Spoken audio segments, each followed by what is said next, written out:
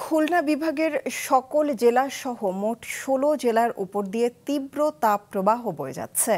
বাকি জেলাগুলোতে রয়েছে মৃদু থেকে মাঝারি। টানা তাপপ্রবাহে যশোরের কয়েকটি মহাসড়কের পিচ গলে যাওয়া সহ দেশের বিভিন্ন স্থানের নানামুখী প্রভাব পড়ছে। Desk report. চট্টগ্রাম ও সিলেট বিভাগের উপর দিয়ে ঝড়ো হওয়ার সঙ্গে বজ্রসহ বৃষ্টি হতে পারে।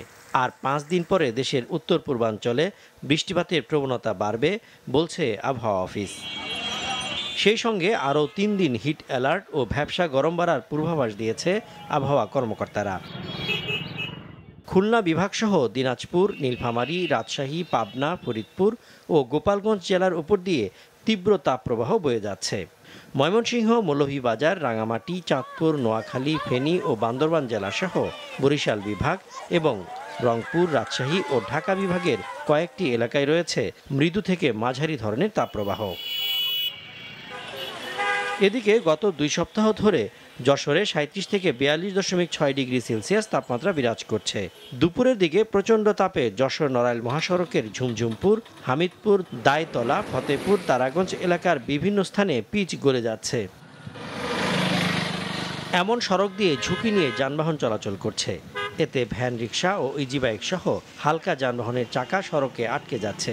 জুতা পায়ে হাঁটতেও অসুবিধা হচ্ছে পথচারীদের। বেলা ১১টার পরের থেকে গাড়ি চালানো যাচ্ছে না, গাড়ি খাবলা খাবলা পিচ টায়ারের সাথে জড়াই যাচ্ছে। ঝুমঝুমপুরে বটতলার ওইখানে পিচ এমন ভাবে গলে যেখানে আপনার হাঁটতে গেলে অনেক পায়ের জুতা পর্যন্ত এখানে খুলে পড়ে যায়। নিম্নমানের সামগ্রী ব্যবহার করে মহাসড়ক তৈরি করায় এমন পরিস্থিতি তৈরি হচ্ছে বলে অভিযোগ স্থানীয়দের। যতই গরম পড়ুক, পিচ তো গলার কথা না। ২ নম্বর পিচ বুঝাই এটা গলে যাচ্ছে। অন্য খোলা রোডে তো এক পিচও গলে না। এরা কাজ ২ নম্বরে করেছে, তারই জন্য এই পিচ গলতেছে। এছাড়া দেশের বিভিন্ন স্থানে শ্রমজীবীদের মাঝে প্রশাসনের পাশাপাশি নানা ব্যক্তি ও সংগঠনের পক্ষ থেকে নিরাপদ পানি, ফল বিতরণ করা হয়েছে।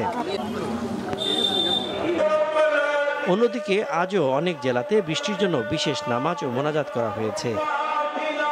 সজীব সাদিক, মাছরাঙা নিউজ ডেস্ক।